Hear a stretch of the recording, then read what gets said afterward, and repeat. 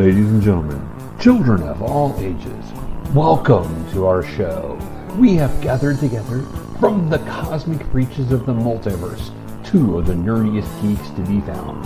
We proudly present the Professor and her geeky girlness herself, Ace. And now it's time. GeekyKOOL presents Professor and Ace. Hey everybody, welcome to GeekyKOOL presents Professor and Ace. Right now I'm here by myself. We will be having Keith join us here in just a little bit, and hopefully Ace will be joining us also. She was stuck at the office, so she's working hard as usual. So hopefully we will be getting both of them to be in here soon for us. And Jesse, we see your comments there. Hi, Jesse. We're glad you're here. We will be having more than just me here soon, so I just wanted to make sure you guys knew. Wanted to go over some things. This is episode. Now, what episode is this again? Because I believe Bill and Ted once said 69, dudes. Yes, that's right. It's episode 69, and I wanted to do that with Ace, but she wasn't here to do that, so hopefully she'll be here soon. But it definitely is 69, dudes. That's correct. So it is 69. So we are glad to have you guys with us. Hey, John, thank you so much. Glad you're here, buddy.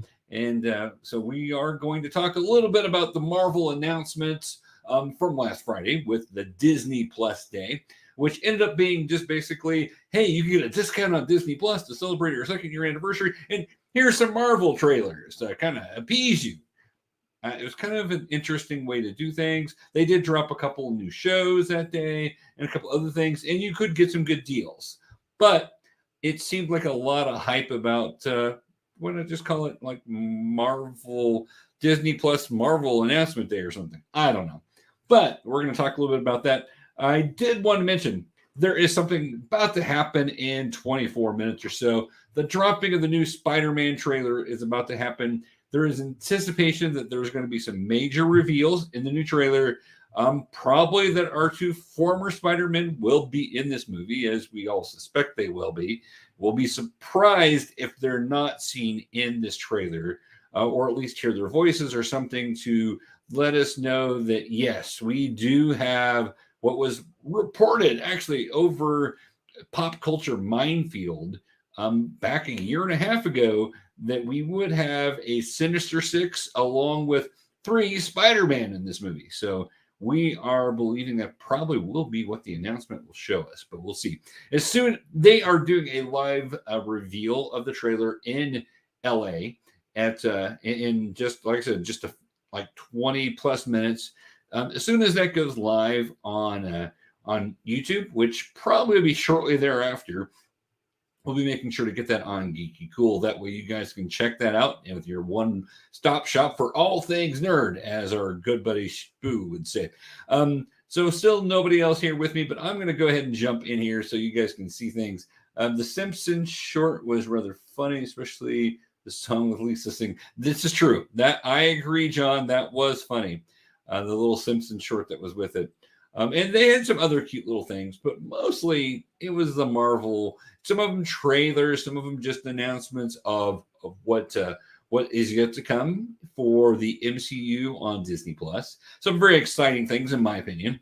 I'm hoping to be able to get Keith and Ace in here to be able to kind of talk about this, talking about the man, the myth, the legend. Keith is now with us also. Welcome, Keith. Glad you're here, buddy.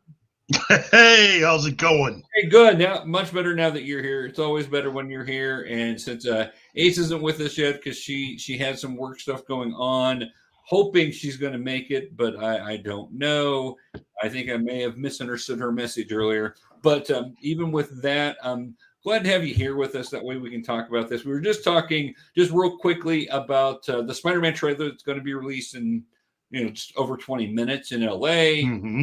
How it's anticipated it's going to hit the internet and YouTube shortly thereafter, and probably going to have some reveals of people in the movie that have not been confirmed yet, but we've all been having suspicions ever since Pop Culture Minefield dropped the reveal back. I think it was April of last year, with Yeah. having the Sinister Six and the three Spider-Man in this movie. Yeah. After Mr. Mikey Sutton Yes. of Geekosity.com was able to get that information out there that we were then able to pass on to the general public. Yep. Look, this has been one of my most anticipated films of the year. And if I were a Disney shareholder, this would be the most anticipated film of the year. Right. Because this has not been a kind year. It has not been a kind year. It has not been a kind year when it comes to the Disney releases. Look, a lot of people have their own particular likes and dislikes of a lot of the movies that have been released. Okay? Yes. But business-wise, this has not been a kind year. And it's looking like Spider-Man might be the cure for what ails the MCU box office right now. Right. No, I definitely agree. This is very anticipated. Usually you don't see this kind of anticipation for a movie trailer. The movie trailer is getting buzz where people are having watch parties right now all over YouTube. People this is all like 80s and 90s type level of excitement. Well, it's kind of like the people that bought tickets to see the Star Batman Wars trailer. Oh, okay. Yeah, Batman also, but you buy the tickets to watch the trailer and you get up and leave the movie. But I remember people just, back in the late 90s when the prequels are about to come out, that they were lining up to go in to see movies that they knew was going to have the trailer, and then they would leave. And I'm like, well, stay for the movie at least. Even if it sucks, you got your money's worth. So, it depends, and they did the same thing back in '89. Right. That's true. Tim Burton's Batman, where they would anticipate the trailer.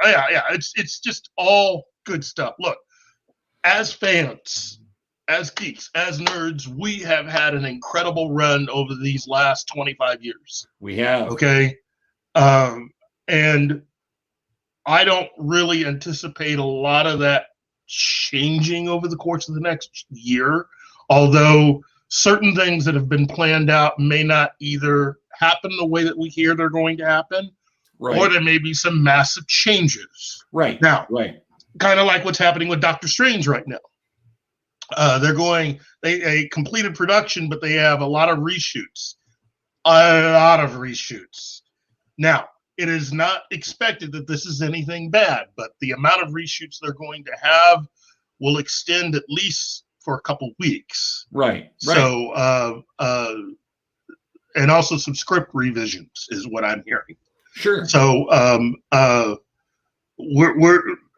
again, Spider-Man will be fine. I personally will say that Spider-Man is just going to blow the lid off of everything. And short of what happens this weekend with Ghostbusters, that could end up being probably one of the biggest films of the year. Now, will it be big enough to unseat the #1 grossing non-Chinese film worldwide? Who knows? And I'll let you venture a guess as to what that is. Boy, for this year, I'm not sure what that movie is. Are you ready for this surprise, kids? Yeah. Fast 9. Okay. Well, yeah, I can kind of see that. And it made a lot of money. Right. Compared to the highest grossing MCU film, which compared to what they've been doing lately has been a decent amount of money. It's made a decent amount of money. But compared to all the other movies up to this point, a little bit of a disappointment. Right, in fact, all of the Marvel films released up to this point, with the exception of Venom, have been a little bit of a disappointment financially. Now COVID has played a role in that, because Fast 9 hit about when people thought COVID was letting up, and then we had another scare, and there's been all this stuff with it. So COVID's definitely played a place. But yeah, you're right. The movie box office for Disney and for Marvel has not been what they've been anticipating. Well, so it is. Here's the thing, though. Here's the thing, Larry. This is the part that really is the turn of the blade, though. while you can use that as a reason, that doesn't explain the success of No Time to Die, which has outpaced all the other Marvel films and has come out after at least 2 of these films that were supposed to be these huge blockbusters. So No Time to Die is out there, and it's acting like it may actually try to get the 900 million needed to break even. Okay, part of Disney's problem up to this point is that Black Widow and Shang-Chi were both predicated on actually being shown in a country that doesn't want to show them. Right. Okay, so when you make plans like that, and when your financial projections include that originally, then yeah, you're going to fall a little bit short because they spent all this money that they need to cover. You got to pay all that back. And so, and Eternals also was a film where they were at least expecting to make a lot more money because they spent a lot more money. Right. And all 3 of those films may not live up to what it needs to be financially.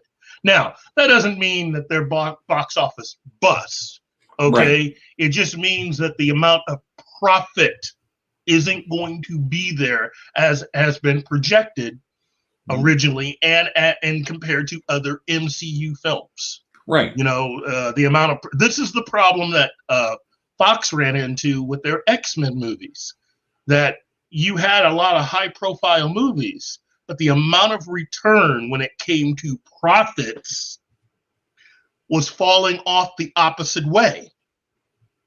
And so the amount of money that they were making, for instance, after X3, going into X-Men First Class, which was a slight uptick, to their biggest hit of the post-original Bryan Singer films, which was Days of Future Past, and then every movie after Days of Future Past, that line of movies, that whole chart, that line starts to go down.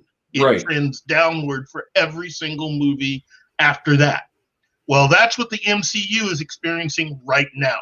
You have a Black Widow movie that there is no excuse why it took them so long to make it. Right. You have Shang-Chi, a character that not that many people were very familiar with. And in my opinion, I think they took the wrong direction with the movie and that character. But I'm glad people enjoy it. And then you have the Eternals. Mm-hmm. And all 3 of those films basically, you know, were projected to do well as far as profit. Right. And they haven't. Right. Not as well as they thought. Yeah. So, but Spider-Man may actually change that. So right. So do you think some of that has to do with people getting to the point to where they want to be at home to watch this, knowing that they can go on Disney Plus and rent it, or nope, you don't think that so? Okay. That was dispelled with Godzilla versus Kong. The amount of money that Godzilla versus Kong made is part of the reason why Warner Brothers is going to be experiencing some pain over the course of the next 3 weeks. And don't worry, at Disney, certain individuals and certain people leading certain things will also be experiencing some pain because of the exact same thing. Sure. When you get the marketing people and the business people involved of the actual production of a movie, mm-hmm. The important thing is what the studio and the bosses, what is projected for that movie to make and how much money that they actually expect to make. Right. You know, it's like your boss having certain expectations. And you can still do well, but if you don't match those expectations from your boss, you got a problem. And these movies have a problem. You know? Yeah. So going back to the Mad TV skit of the 90s, lowered expectations. Yeah.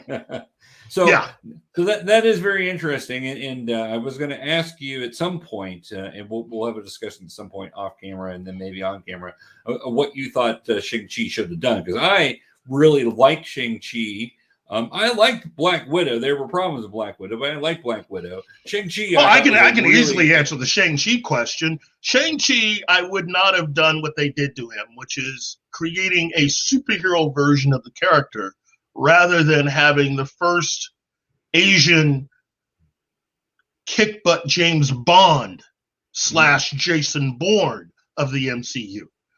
You know, Shang-Chi as a character in the comics, his storyline and what he did was kind of kept outside of what a lot of the other Marvel heroes had, because his storyline was more about, you know, secret societies and busting. You know, it's kind of like a pseudo kind of X-Files Fox Mulder thing, but with a whole lot more fighting.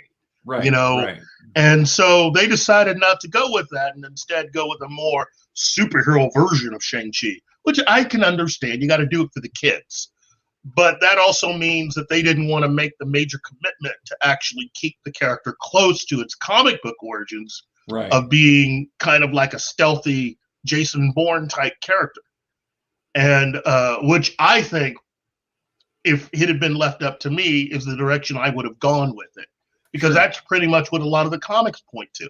You didn't have to have a lot of the trappings that they used in the comics. I mean, I can see how the comics themselves directly translating the way that they were kind of problematic for some people. Right. But you didn't need to you didn't need to actually copy the looks exactly, but the storyline. That's what you needed. And they decided not to go with that. They wanted to go with the more mystical kind of Doctor Strange type thing.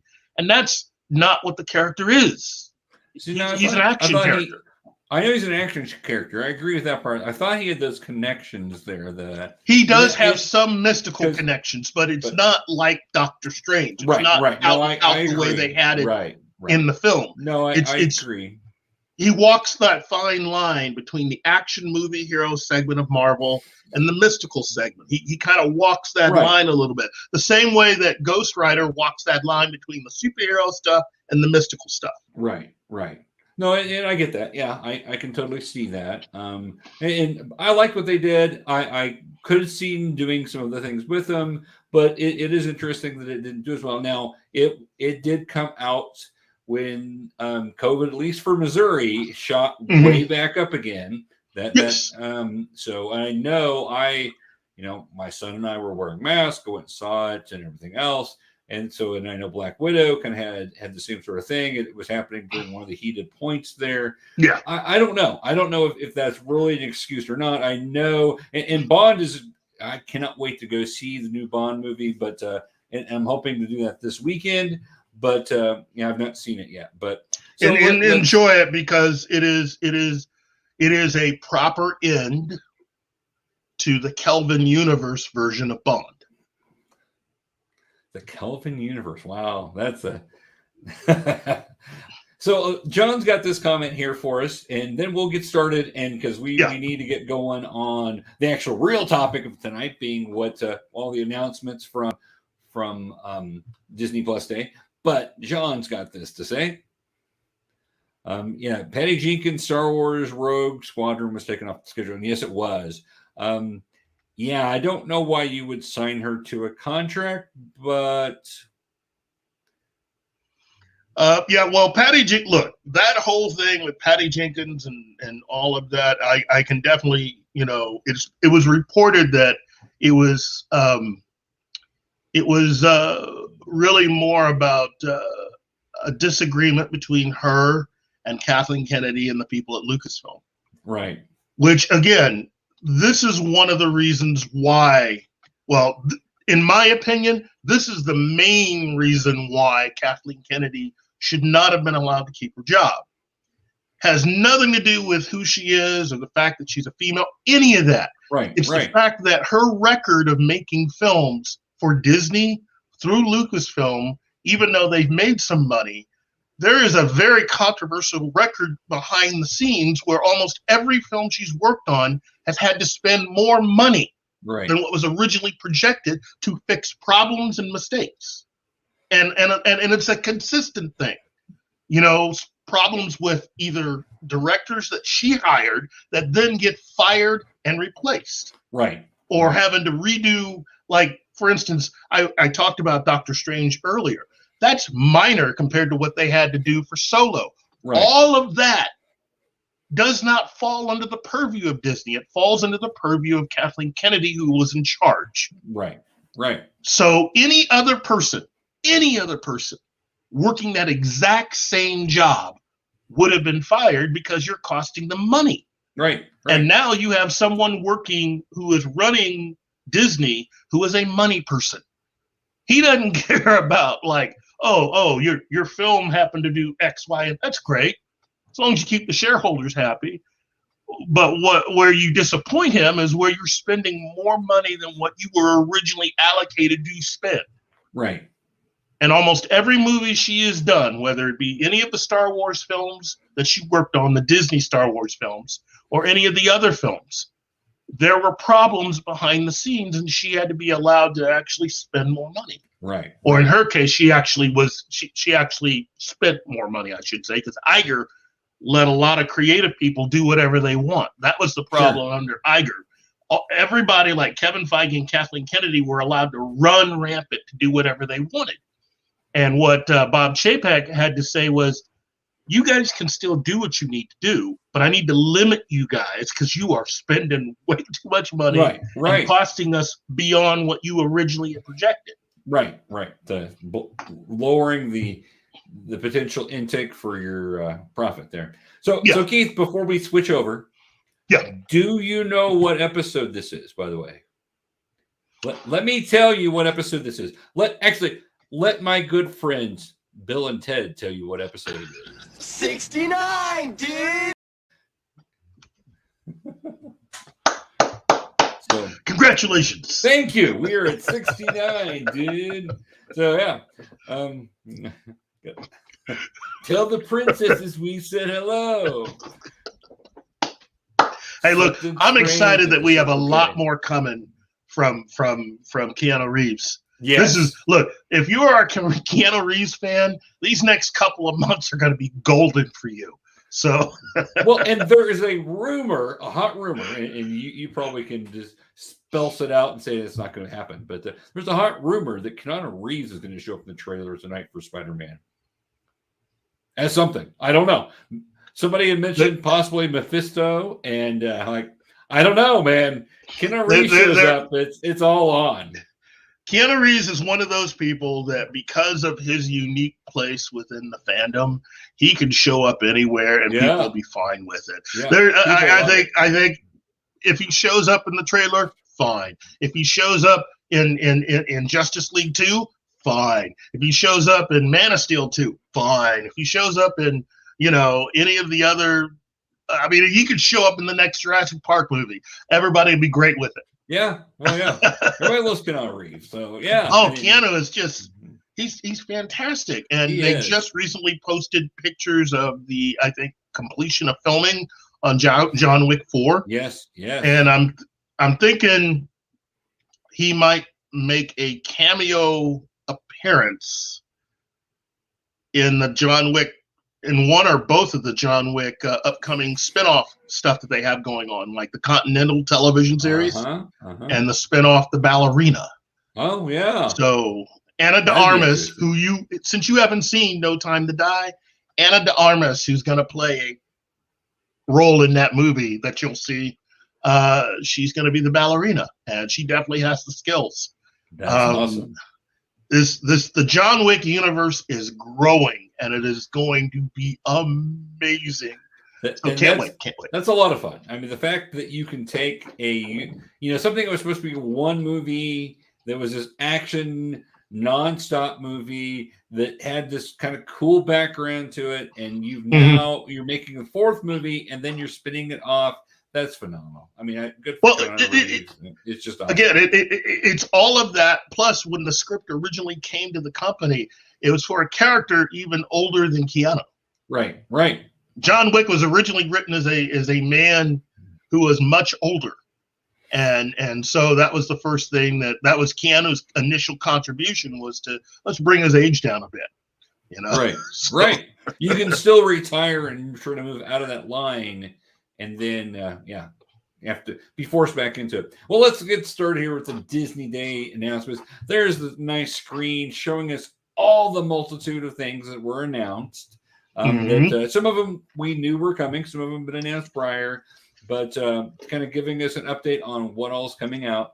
So let's start here and go with Agatha Harkness. House of Harkness. Man, she is such a cool character from the WandaVision show. That this is exciting and cool. I'm curious to see how they get her out of that WandaVision world, or if they do, and what she's going to be doing. But she is almost a Loki-like character, to where she's a bad guy, but you like her and you kind of root for her even when she's bad. Yes. Well, I mean, that's part of the fun, at least the way that she's been interpreted in the MCU. Right. She's much different. She's very different in the comics. Much older. Yes. She does, and again, she rides that line of villain, anti-hero in the comics also. Basically, really focused on what works for her. So, look, this is gonna be fun. Yeah. And after the way that the Agatha theme song sort of took off, you had to have known that there was going to be something coming down the pike, for this character. I don't know about you. I really did enjoy WandaVision. I know there were some people that kind of rode the fence a bit about that film, but for me, WandaVision was just a unique take. And really very nostalgic for me, because I grew up seeing a lot of those types of shows. Right. And it it worked. It worked for me. The rerun aspect, because that's when we were kids, if a show was popular enough, it would show reruns. So you'd see it during the day. And, we had Bewitched. We had all those shows. All those shows that they kind of spoofed there, we had. So it really kind of lent itself to us completely. So, yeah. Yeah, I love that. So it was well done. I mean, look. On top of everything else, it's Catherine Hahn. Exactly. Catherine Hahn is an incredible comedian, an actress, and so to see her do more, I'm all about it. Yeah, I agree. And playing a character that can have a lot of mischief and a lot of fun. So I'm looking forward to that. So, and sadly, Brittany's not here with us, because I can only imagine, and I did talk to her a little bit about this, I can only imagine how out of her head crazy she is with this announcement of XMen 97. the XMen cartoon from the 90s returning in basically, I think, the 5th season, but they're basically picking up where it was and going with it. And boy, talk about nostalgic. That X-Men cartoon, it's up there. To me, that X-Men cartoon is up there close to Batman the Animated Series, Superman the Animated Series. Marvel's version of that and the SpiderMan Animated Series were all excellent in the 90s. They really told some great stories and had a lot of fun. And, that's the version of X-Men that Brittany's wanted forever in the movies. And she's going to get it back as an animated series. And as I told her, I'm hopeful they're going to keep the same theme song and opening sequence, because that right there, once you do that, then you get really sucked in. So as an animated fan of that series, I'm super excited to see that Disney was listening and said, you know what, we can send out something with X-Men without having to necessarily make them a live action at this point. They'll be coming live action, but we can make it where we bring back this cartoon that's beloved from fans all over from the 90s. So that's exciting. Well, and again, this is one of the biggest questions I've had over these last few years, especially since they bought Fox, is how come, the MCU hasn't really been going at it animation wise in the same way that Warner Brothers has been going with DC, because you've launched, as you were saying, this is a 90s cartoon, right? And while there were other cartoons for the X-Men that it came after, right, this is a beloved cartoon. It is. And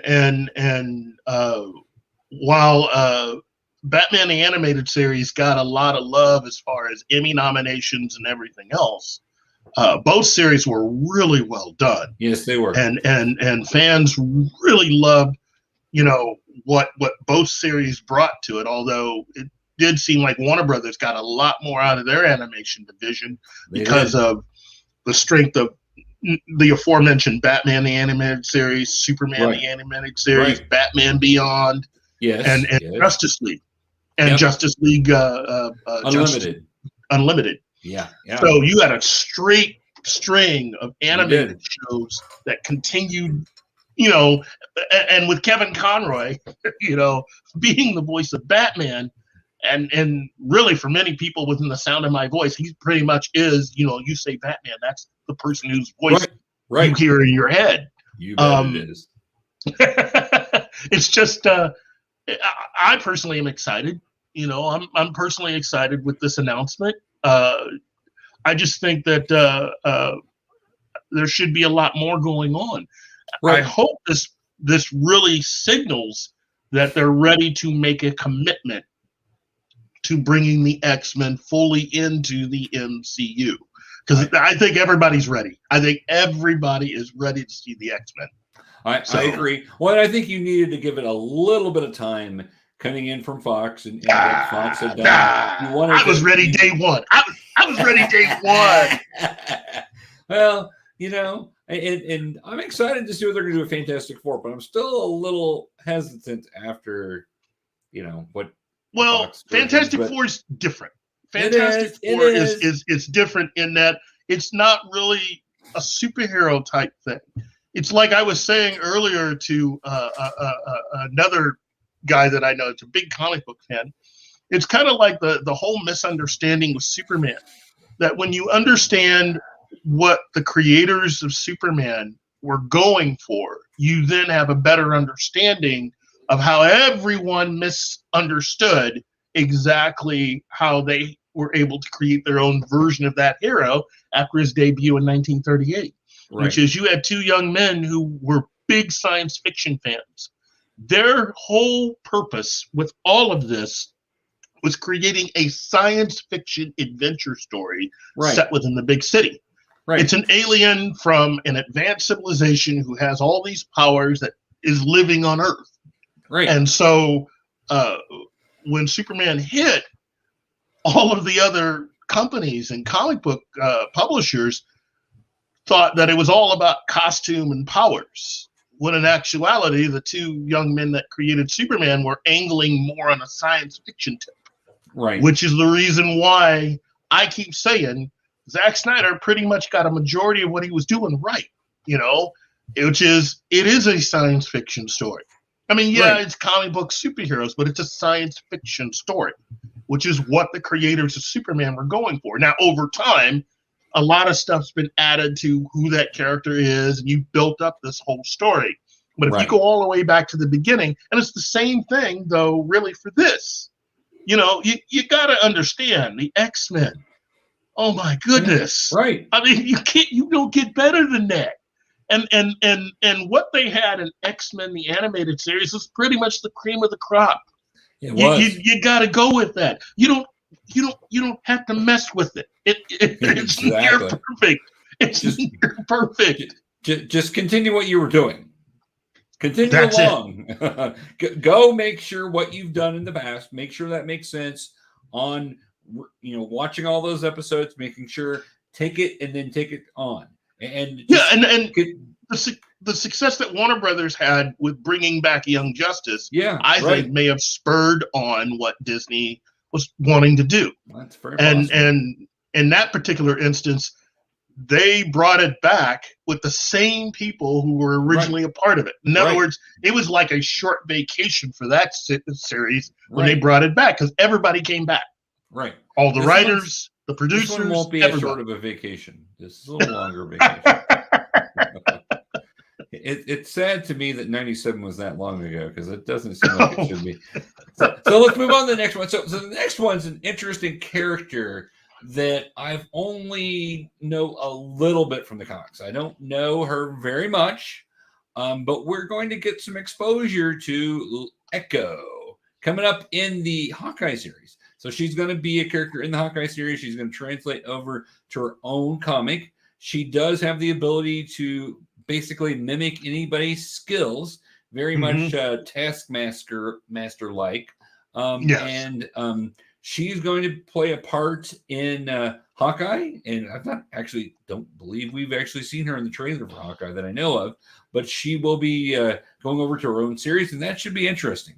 I'm fascinated by it, that you're taking a character that's very little known and basically going to be in this other series and instantly giving her own series. But hey, you know what? I'm all right with it. It'll just be interesting. I'm fascinated to see what'll happen. Yeah, I'm not as familiar with the character of Echo, but that's fine. I mean, again, as long as it's a good script and it's a well done series, you can make anything work. Well, I just think that now is not the time to be bricking with a lot of this stuff. You got to start knocking stuff out of the park. Well, and they have been on the Disney Plus series have done a pretty good job and gotten a lot of buzz. So hopefully Echo will continue that. The next one, we go back to another animated series, and it took me a little bit to find out that this was going to be an animated series and what it was about. But I love the title right away, Spider-Man Freshman Year. Oh, heck yes! So this is going to be an animated series set prior to the Spider-Man Homecoming. That will tell the story of Peter as he's developing his powers, trying to hide from Aunt May, everything else. So all that stuff, you're like, but they kind of just threw us into the character. Nobody really wanted a new origin story. But so basically from after the origin story up until Homecoming, that's what that series is about. And I'm looking forward to. I did not see whether Tom Holland is actually going to be the voice of Peter, Spider-Man. Okay. And I kind of looked for that, but I didn't get any confirmation on that. But still, either way, I'm excited to see Tom Holland's version of Spider-Man.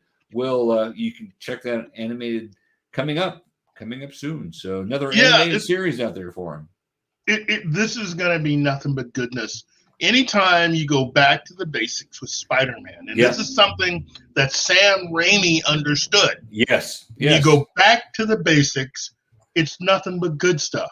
You cannot try to either rush it or force it to be something that it shouldn't be. And in the case of Avi Arad, he didn't understand the character, which is the reason why Spider-Man 3 was so messed up. Exactly. He disrupted the formula that Sam Raimi had put together, and thus that's the reason why you got the Andrew Garfield thing, and that was a mess because certain people behind the scenes didn't understand the character, and didn't understand what the director was trying to do, and then you make it all the way to now, and I hope that the people behind it are true and deep Spider-Man fans, and that you just take your time with it. In fact, I think Sam Raimi should be a consultant on this, and just move forward with bringing to life a version of the character that is, I think, true to what the character was from his very beginning. Right. I agree.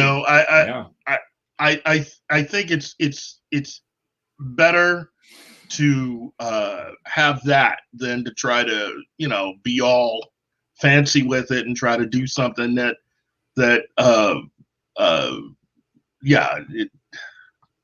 it's just be simple. Go simple. That's all you got to do. Well, and go back and read the first 50 issues of Spider-Man, and I think you've got more than plenty of things to go off of there. The introductions of some of the characters and everything else. Yeah, just stick to what Steve Ditko was able to do with Stan Lee's help. Yes, exactly. And you are fine. And if they need a consultant for that, I'm here.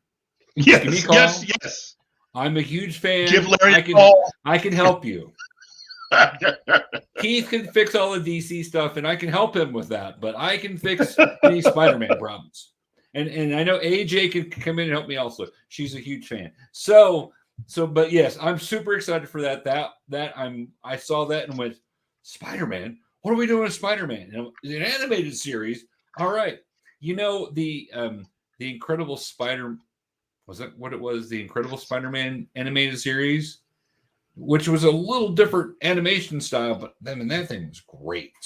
Yeah, well, I'm still waiting for a Spider-Man 2099 animated series. Well, updated, I should say. Updated. Right. I agree. That would be awesome too. And in this kind of Spider-Verse crossover stuff going on, I won't be surprised to see him show up. So, but I would, or in cartoon. So, I'd like to see him teamed up. Well, okay, yeah, I've said that before. It's just, I'm a big Spider-Man 2099 fan, and I like him. He's a cool character. He is a cool character. Miguel is so cool, and I would like to see him and Miles team up with Peter. That'd be great. The three of them together, that'd be fantastic. I agree. The whole 2099 world universe is an interesting universe. So, all right. So the next one now, this one we got a very sliver of a clip for.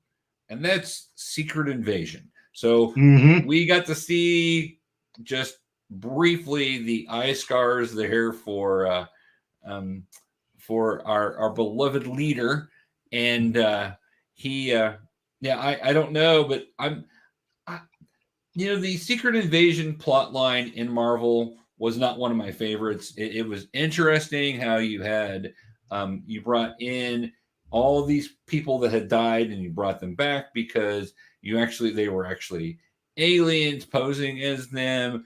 With the scrolls, and so it was fascinating, but it was not my favorite storyline. But I am interested to see what they're going to do, and knowing this is a television series, how this crosses over into the movies with this whole thing, with having the scrolls and Nick Fury and everybody else in here, what all is going to happen. I'm fascinated. I will love it if we get some people show up to, play the different characters and then find out that they're really scrolls pretending to be in the series. That would be interesting. So we'll see. Probably my least anticipated one, but I'm fascinated by it. I look. They have Samuel L. Jackson coming back. Right. Ben Mendelsohn will be returning. Right. And you have a nice cast. And I think the locations for this one will be London and Europe. Right. So I look at it this way. Hopefully we'll have fully introduced Sword by then. Right. And we can move on to really digging deep into this next phase of Marvel. But I trust people. I trust a lot of these people. Right. I just make it good. Just make it good. That's all I ask. Right. Exactly. No, it'll be interesting. Samuel L. Jackson really kind of solidifies that this, they're serious about it. They brought Samuel L. Jackson back. They've got all this stuff going on. So we'll see. Having Ben Mendelsohn in it also makes it. Yeah, no, I agree. He's played a pivotal role in Captain Marvel. In both Captain Marvel and I think also Spider-Man: Far From Home. That's true. Right. We didn't know that at the time until the end reveal, but yes, that's correct. Okay. Well, now one that I am excited about, and we got a taste of this in What If. Marvel Zombies. Oh, yeah. Yeah. This would be a lot of fun if it was going to be live action. I mean, but you know what? Yeah, it would. It would be a lot of fun. But it's still going to be a lot of fun. It's still going to be a lot of fun no matter what. I'm hoping, since it's animated, it's on that Marvel Zombies world we saw in What If, because there's some story there. We don't know what happened. and then all of a sudden they get dumped at the end of What If, and what is going on with it. So I'm interested to see, because a Scarlet Witch that fully has her mind but is crazy having her mind and having her powers but being a zombie, holy crap, that's awesome. So I cannot wait. yeah, I'm super excited about that one. So there's another animated one for us. So that's 3 animated ones we're looking forward to. So the next one, we're going to go a little live action, and I'm excited for this one because this is a underrated character. People don't realize how powerful this character is. They think because of the name, this character probably isn't a big deal. This character is hysterical, and this character will have a lot of fun interaction. This show is going to be so much fun, and that's SheHulk. Oh yes, Cannot wait for SheHulk. And we got another 10 seconds clip of SheHulk, but I'm so stoked to actually, and I'm hoping that they play it up, because they showed a little bit of her getting tested by Bruce and all that. So I'm wondering, does he actually do a blood transfusion like what's in the comics, or is there something else that's happening there? It almost looks like it plays back a little bit to the 70s live action Hulk, where well, I think that was just a joke for the end of the trailer, and that may be. But I'm like, oh my gosh, if you're playing to that, I'm in, because that's really funny. So you know what? I knew from the moment that they hired Tatiana Maslany, yes, that they were serious. Okay, because you really, it's just, she is so talented. Yes, to have just, she's only 36, right, and to have come out of a show like Orphan Black, right, and to have done all the things that she's done up to this point, it's mind-boggling. Well, and how many different characters did she play in Orphan Black? I can't even. I lost count. I mean, there was at least 20 versions of herself that she's playing there, and completely different characters, every one of them. So amazing actress. This looks. I'm sorry, like I'm having a moment here. I'm having a moment because she was born. She was born the year I graduated high school. Having a moment here. I'm with you, Keith. Yeah. But no, this entire cast they have for this is amazing. The aforementioned Miss Maslany, Jamel, who I just love. She's a great comedic actress. Tim Roth, who will be back as the Abomination. Yes, he will. And but for me, Mark Ruffalo. Yeah. Having Mark Ruffalo be a part of this, just that to me is what makes it. I mean, this cast is already stacked anyway, but having Mark Ruffalo really makes this, and having Mark Ruffalo and Tim Roth kind of completes the circle on at least making the changeover, as far as making it official of connecting the Incredible Hulk film to the MCU universe in total. Right. So, and William Hurt. William Hurt, yes. Because you need to have him. So you do. Now this is going to be a lot of fun. I love her character in the comics. I love that she is a lawyer and she defends superheroes or superpowered individuals. And I just find that awesome. And I would love if we get a little Daredevil showing up, or at least his alter ego, Matt Murdock, showing up and having a courtroom thing there. That would be so cool.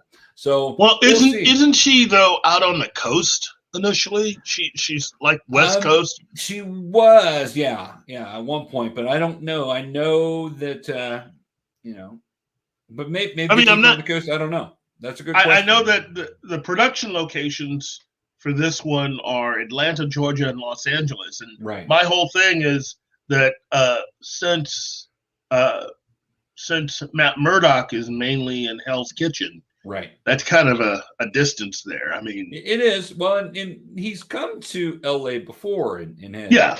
some time there. I mean, he had at least a couple of years where he was in LA. You know, not the best of Daredevil, but still, you know, whatever. And having her travel around. I mean, the fact that she's in LA, but you know, a superhero's in trouble in New York, which is where they all seem to be, then you show up there. So, but yeah, I'm super excited for She-Hulk. That is one of those things that is definitely marked on my calendar. Now, we go from that one, which has me super excited. Fantastic Four. Fantastic Four is going to be a movie, so it's not on the Disney. No. She-Hulk. She is a former member of the Fantastic Four. Also, former member of Fantastic Four, Avengers, West Coast Avengers, and many other groups. The Defenders at one point she was a part of. She's been a part of a lot of different groups. And really is the muscle. People don't understand. They hear She-Hulk. Well, she must be lower powered. She is not much less powered than her cousin herself. And she keeps her intelligence the entire time to where she can go in and argue in front of the court in her green skin form. So she truly is you know, one of the more powerful characters in the Marvel Universe. So we go from that going to another character that I'm super excited to see on the big screen or on Disney Plus. A character who I've fallen in love with over the last 2 years because she's a new character to the Marvel Universe comparably to most of the ones that have been around since the 60s and 70s. But we're going to talk a little Miss Marvel here.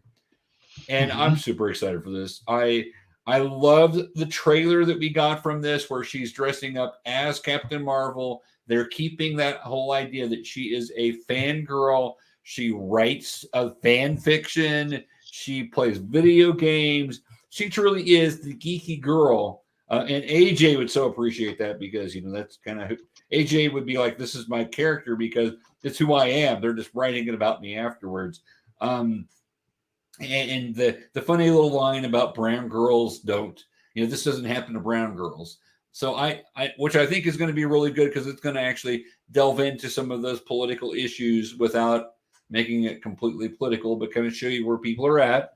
But I'm super excited for the show. This is Miss Marvel has been one of my favorite characters since they have brought her into the Marvel Universe in the comics. The stories are written very much in a mindset of what if Peter Parker in high school was a girl who came from this background and all this, and they really have written her really well because she's got that same personality type, which draws me in really well because I love Peter, and Camilla is one of my favorites. So I'm excited to see it. I love the fact that they're sticking to a lot of the comics and what inspires her, and so we'll see what happens. But I'm super excited for it. I could watch that all day long. Yeah, she's a really cool, slightly younger version of Kyle Rayner, right? And another character, kind of like you know, it's another youthful character version of an older era. Right, right. I can see why there are those people that truly like the character. So yeah, well.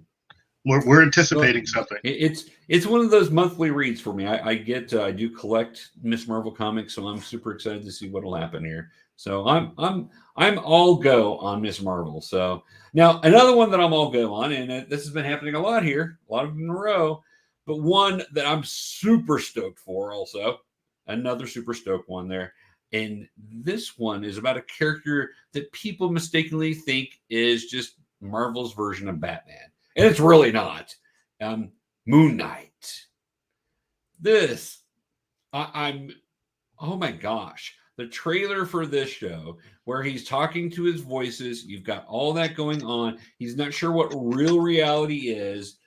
This is the key to Moon Knight. You have to know that he's schizophrenic, he's multiple personality or dissociative disorder, and may or may not have had an interaction with an Egyptian god.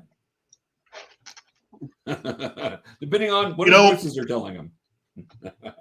In certain ways, in certain respects, he's not so much Marvel's Batman, even though he has certain Batman characteristics. Right.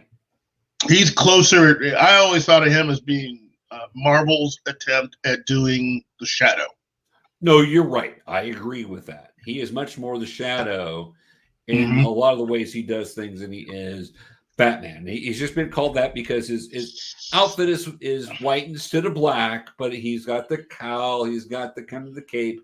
Yeah. But yeah, I agree. Very much Shadow-esque in a lot of the ways he does stuff. And he has powers who he may or may not have gotten from a moon god. I don't know.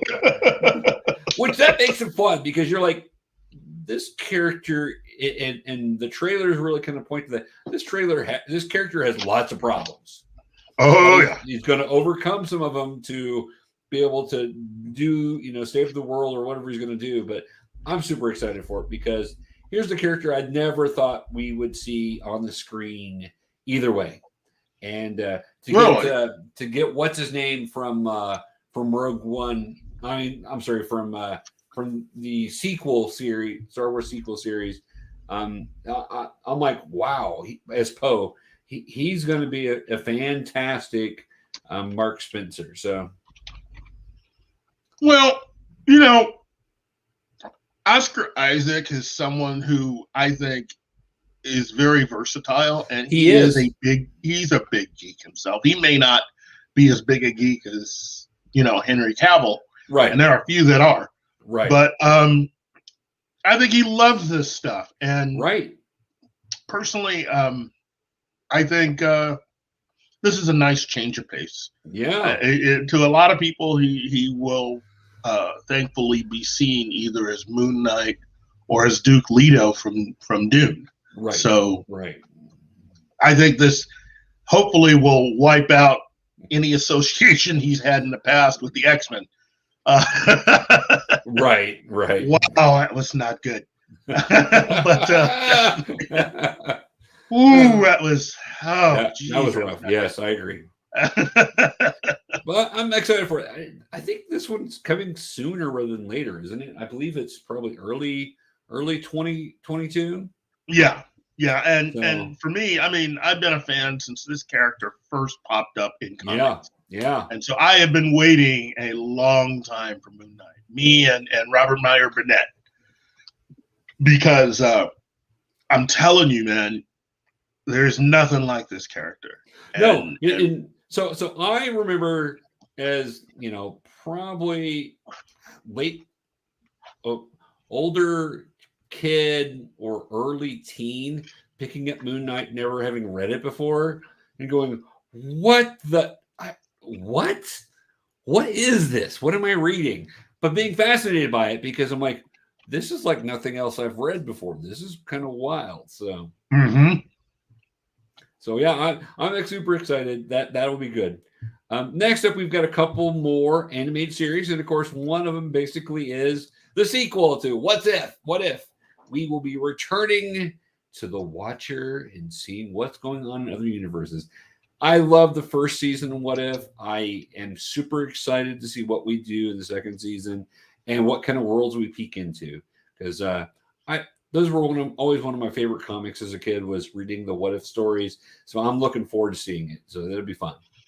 Yeah, I enjoyed season 1, and big shout out to Stephen Frank, who I got a chance to meet in Kansas City. Nice guy, and who is the animator of this series. And the animation's beautiful. Oh geez, it was just a lot of fun, and it's great that the actors had the opportunity to voice their animated versions for this, which is really what made it unique. You don't really get a chance to see that, and you don't.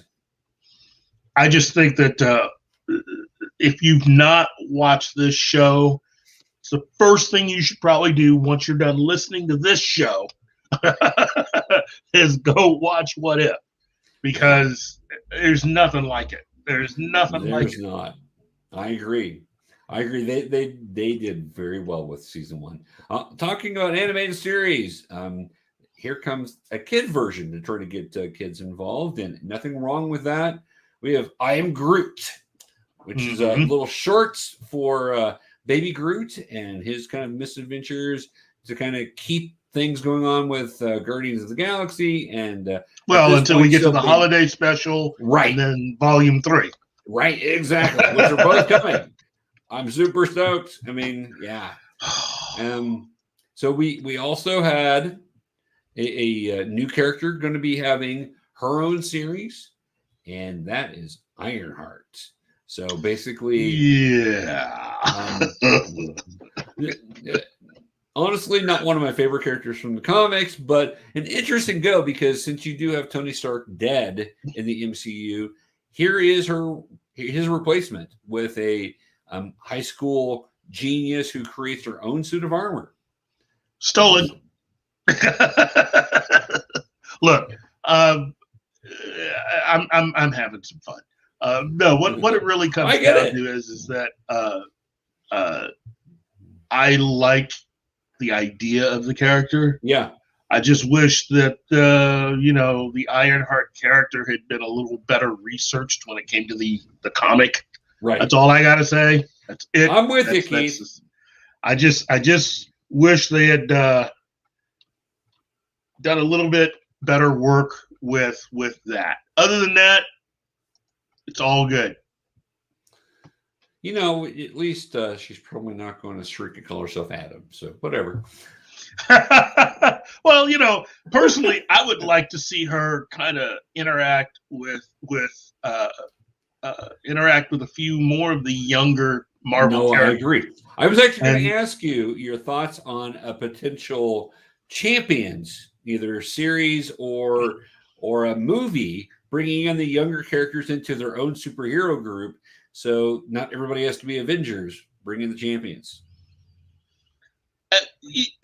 Yeah, I think it would work out better to have her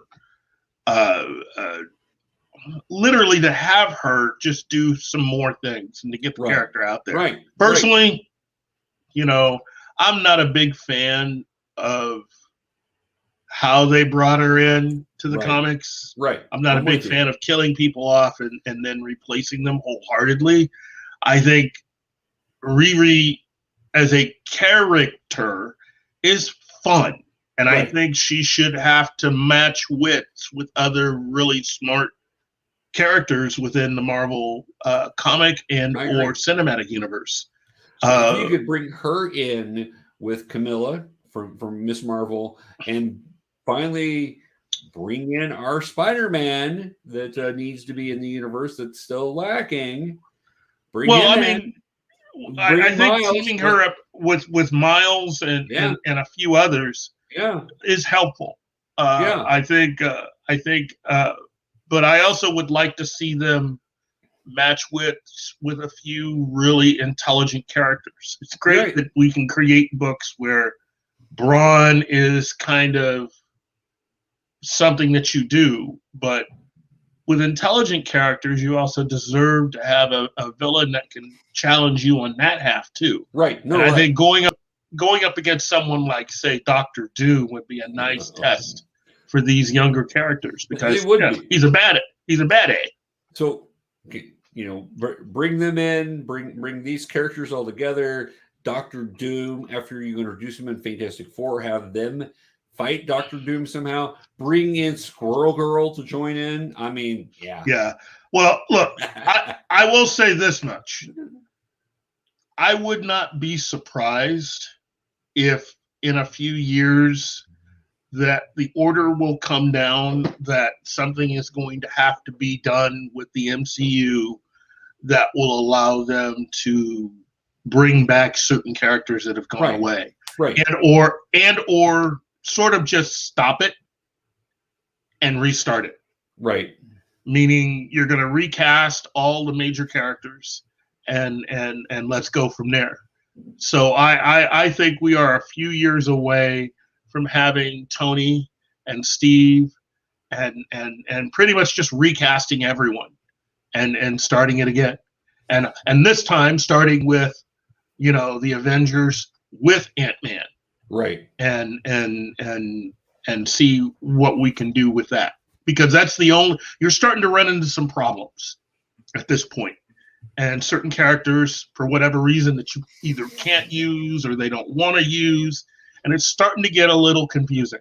Sure. And also, you're robbing yourself of the ability to be able to do certain things with a lot of these new characters and having kind of the kinds of team ups that people want to see. Right. You know, I think it's just going to get to the point where I think Bob Chapek is just going to reach out and say, hey, guys, it's time to just shut this down, flip the switch, and restart this.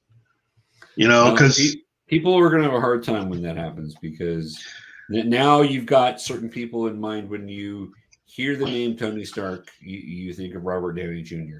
When you hear the name of Steve Rogers, you know, Chris Evans. Chris Evans is right there. Thor, I mean, Chris Hemsworth. It's going to be hard to go away from Chris Hemsworth as Thor at this point. As I said to you, you know, almost a year ago, that's fine. But there's a reason why you can name all of the past actors that have played the Doctor. That's or true. You can name all the past actors that have played James Bond, or all the past actors that have played Superman on film, or Batman on film. I just think that while it will be a little difficult, thing is I mean, we're doing it all the time in animation anyway. You know, Kevin Conroy is Batman. Right. But when you look at all of the Batman series that you've had, Batman Brave and the Bold, that's Dietrich Bader. Right. You know, and he did a phenomenal job with that. He did. And so you can't watch Batman Brave and the Bold without thinking of Dietrich Bader's voice. Right. You know, I think it is possible to do this. I just don't think that a lot of people have as much experience. And again, with the MCU and Marvel, this really is their first pass through with this. A lot of these characters have never really been played by people before. And well, the other thing is, you know, the MCU is extremely popular overall. Yes. No. They broke a lot of records and made a lot of money. And, you know, people, you know, going to see Superman in the serial series back in the 40s is a little different than the hype that happens now to see Superman. So I don't know. Yeah. We'll see. I don't know how it works, but we'll figure it out. You do have a multiverse now in Marvel, so you can do all sorts of things with it that you want to. So you could be bringing some people in. You can have people playing different characters. You could have a different version of a character show up. It'll be interesting. I just hoping we're going to get some of the really cool, interesting characters that we've not seen yet show up before you reboot the thing. I'd love to not just rehash the same characters, but let's focus on some of the other ones for a while also.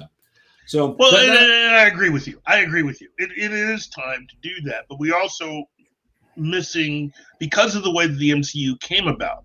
Right. And you had a lot of legal issues.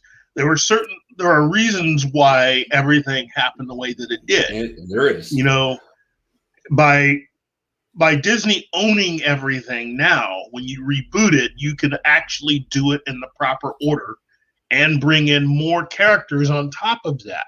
Because right now, like for instance, Spider-Man, there's a lot of Spider-Man characters that the MCU had trouble using and utilizing from before.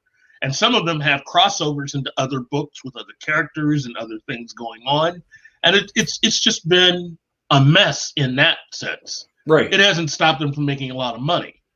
But I think I would love to see Riri Williams and Tony Stark and Reed Richards and Dr. Doom and all of them just sort of sitting around doing what they do. Right. You know, it doesn't even have to be about destroying or saving the world. That's one of the great things about a lot of these comic characters, whether DC or Marvel.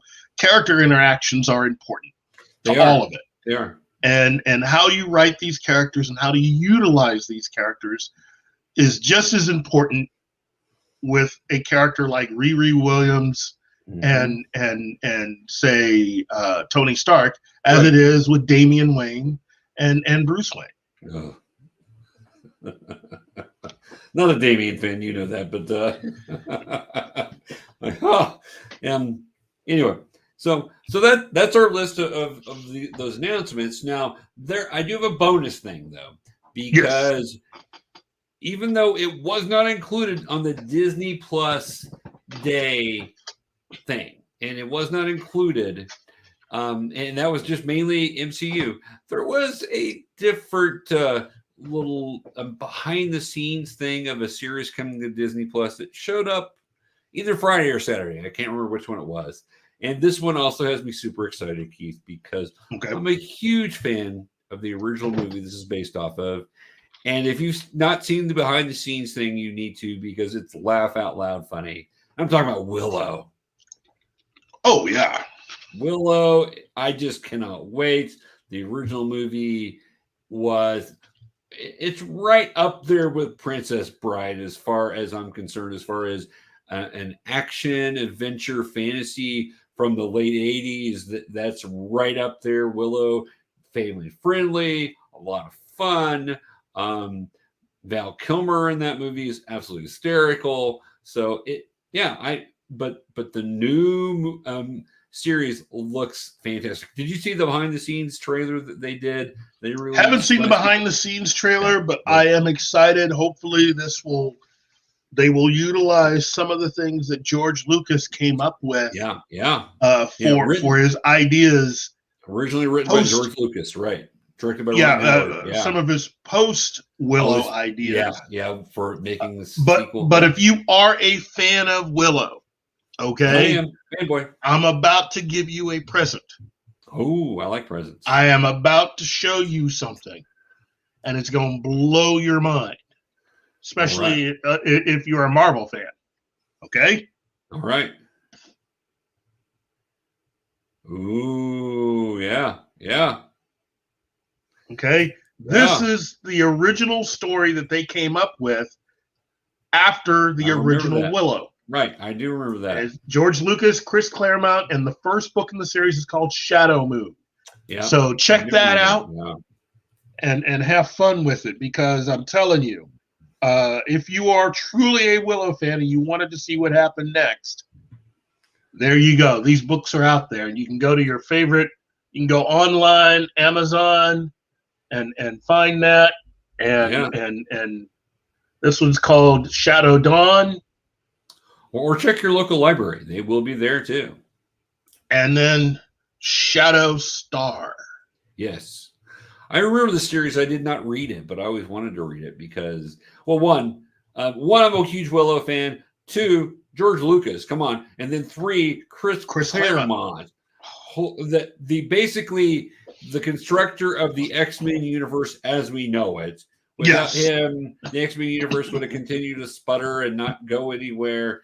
And he basically made the X-Men a viable universe for Marvel, and then completely dominated a lot of the 80s with his writing of the X-Men. That's exciting. But anyway, GeekyKOOL does have the Willow behind the scenes, Keith, so you might want to check it out, because it's worth checking out. Because it's a lot of fun, because you've got what's the actor's name that plays Willow? I can't think of it at the moment, and I'm kicking myself because I know it and I just can't think of his name. He comes out of like his trailer on set and is talking to the camera, and of course he's actually acting like he's like, I am the great movie star, and it goes on all this. It's just absolutely funny. And then he goes over. You mean Warwick Davis? Warwick Davis, yes. I couldn't think of Warwick Davis's name. I don't know why. And he's been in so many other things. But Warwick Davis comes out of his movie trailer. And is talking about the movie, the series that they're doing, and goes up and he's talking to other cast members, like he's introducing himself. Like, what was your name again? And then one of them goes, now. And one of the girls, she's younger, you can tell. He's like, now tell me about, what was your experience like when you saw Willow in the movie theaters? Well, I wasn't born, but my mom told me she saw it in the theater, and it's absolutely hysterical, but it makes you go, oh, I cannot wait till this movie or to the series.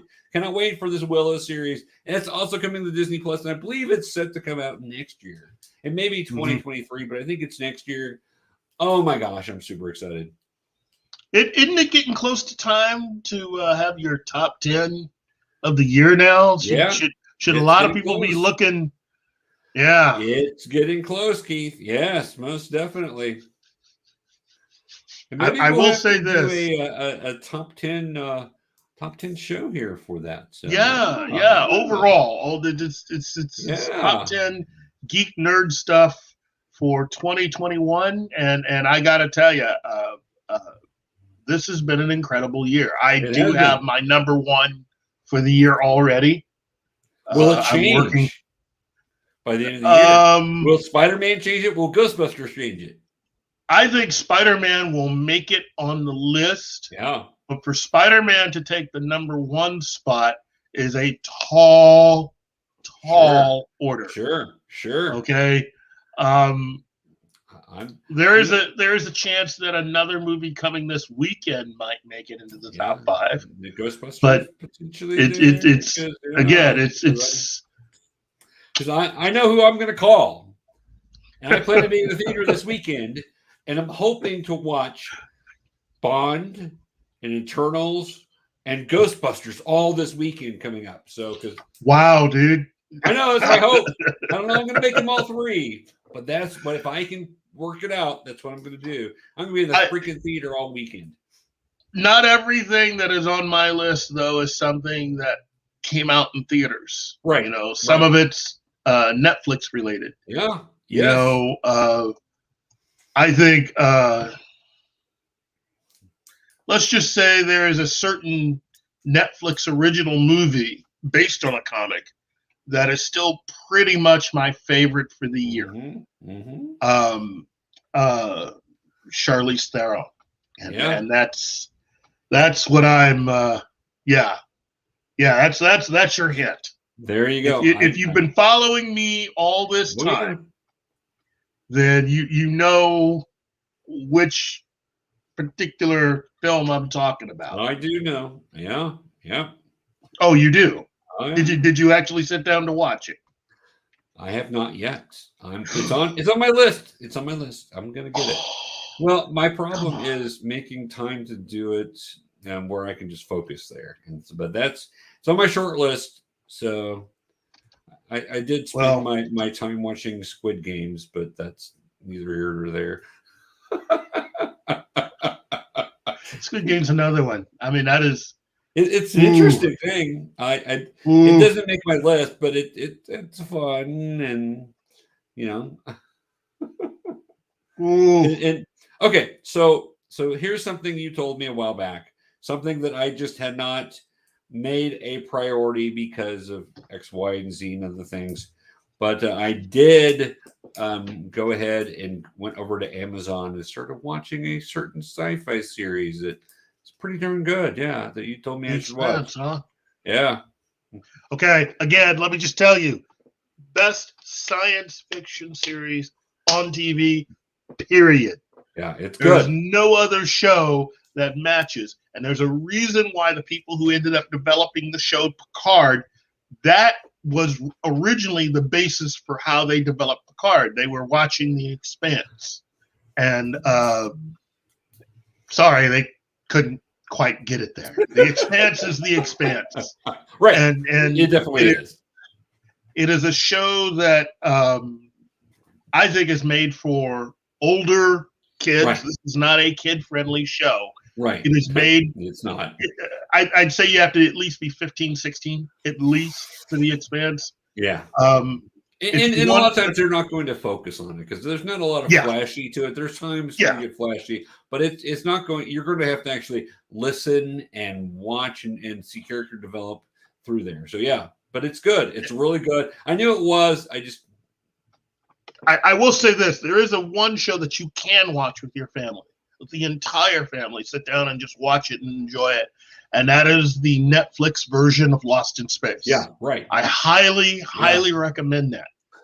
The final season is coming. Right. And it would be great for as many people as possible to watch it. and enjoy it.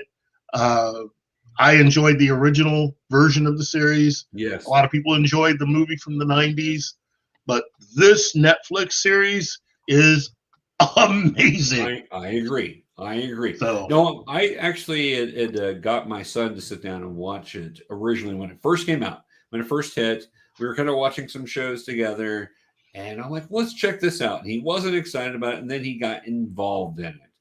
And then he's like, where's the next episode? I'm like, we have to wait till next season. It's no way.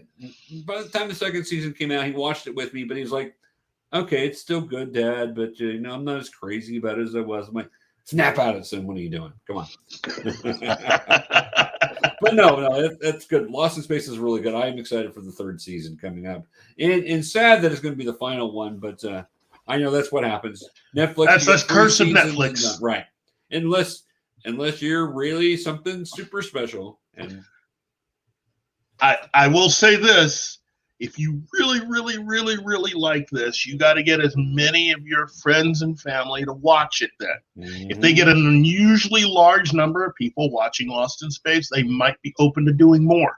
Right. And then, there's the Return of Babylon 5, right, which if you haven't seen Babylon 5, you should. That is also a show that you can watch with the entire family. You can. Now, I will say, you can't casually watch Babylon 5. You cannot come in, watch an episode, fall asleep for a couple episodes, and start right back up. You got to go back, because if you miss an episode, you miss a lot. Yes. So. This is the kind of show that Babylon 5 is definitely the show where if you actually wanted to see something where the people making it actually know how to use the mystery box. Right. And not be like the people who gave us, say, Lost. If you want to see a show where they actually know how to pay stuff off, Babylon 5 is your show. I will say the first 3 seasons of Lost were amazing. Yes. Yes, they were.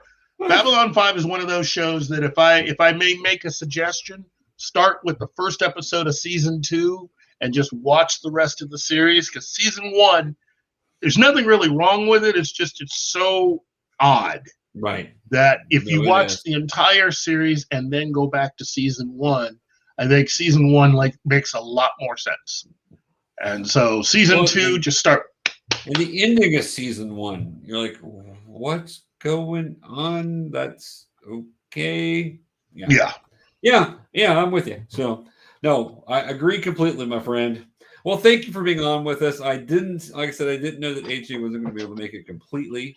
I knew that he had things going on, and I appreciate you jumping on and asking if you could join us. So I'm always happy to have you. You always make it fun and bright, and you bring so much information to us. So, because you're the man who knows everything. So, well, look, if you like listening to what little I have to say that actually means something, you can you can catch me on the Babylon 5 show that I do on the Fat Steven Seagal, and then you can also catch me on the TGIF show for Pop Culture Minefield. Now, that one's not really made for kids. Yeah. But we do try to at least impart some knowledge, And you guys do a great job. And between Gary trying to make you laugh and just saying things to kind of get a reaction, you guys have a lot to talk about. You guys know a lot. You guys know. Between the two of you, I think there's not a person in the world you guys don't know. And I heard that Wikipedia has been calling both of you, trying to get information so they can get their pages updated. It's all Gary. It's all Gary. I just I try to hang on enough not to laugh too much. It's hard to do that around Gary. If you want to see us up close and have a good time with us, We are, and hopefully you will be too. You can find us at Geekmas 2021, which will be at the Relics Event Center on December 11th. We need to actually have a pre-show for that and help promote that. So I need to talk to some people and get that. And then you could also see us coming up at Tremendicon, which will be in June. Okay. Yeah, June 2022. Yeah. And I'm sure we're going to be invited to many other places to do what we do live. Right. And hopefully we will be able to have Larry and AJ and Spoo and really all of the area YouTubers and podcasters with us on these things, because we love seeing everybody. And again, all of us, we just like seeing you, the audience. Right. You're great. We certainly do. And then you can see how beautiful we really are in person. Well, they're beautiful. I just sort of exist. You're a beautiful man.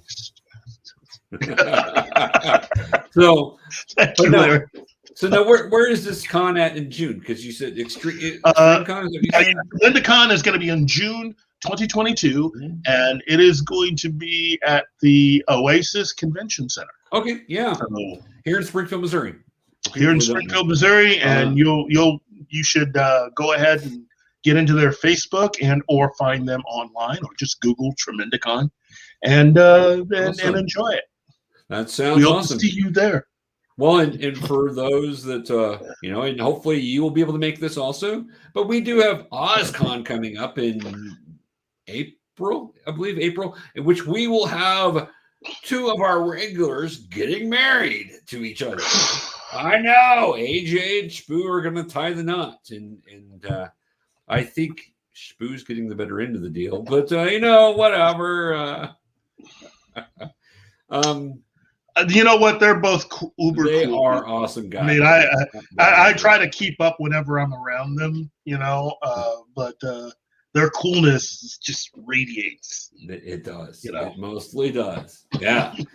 All right. So we've got some other friends we want to give shout outs to. Talking about the OzPod, we've got our OzCon. We've got the OzPod Gals. You can watch them over on Facebook. It's not always live, but sometimes it is. Thursday night, 6 p.m. They usually have their stuff coming on. We've got our Nerd Informant friends that they are doing all sorts of stuff now with movies out going. They rock. They do. They rock. I do. They definitely rock. So, and you can win free movie tickets. Go check them out. And of course, they've got their webpage, Nerd Informants Beyond. On Facebook is the great community page where you can share and add things, post things in there. GeekyKOOL posts a lot of stuff in there, so check them out there. And of course, talking about Shmoo, we've got the Scallywag himself over on YouTube. Hopefully, his health is going to improve here to where he can be on doing some videos. And I know he did say last week that they were anticipating that's going to be starting back up very soon. So we've got that. And of course, we've got our website, GeekyKOOL.com, where you guys can check out all of our geek stuff, all of our trailers. And I've got some articles coming up there, all sorts of stuff going on. Check us out there, and potentially a new show coming out. So I'm working on a new show? A new video show. Yeah. New show? A new show. Are you sure? Maybe. Possibly. Could be. So if the new show does happen, we'll be getting the information on that. Now, that does not mean Professor Ace is going away. We will continue. We'll just add another show that different formats, kind of what we're looking at. So hopefully there'll be more news on that coming soon. But that's just a teaser for the future. Really? Yeah. No, Mr. Bond. All right, for myself and for my good friend Keith over here, thank you all for joining us. Stay geeky, and we'll talk to you later. We'll see you before Thanksgiving. We should be next Tuesday, and maybe we'll have what we're thankful for on that show. So, yes, that would be a good idea. We shall. You are welcome to join us, Keith, as always, my friend. All right. Until next I think I'll consider it. You should. Most definitely, Mr. Bond. Now, I expect you to die. Whoa. All right. We'll see you guys all later. Stay geeky.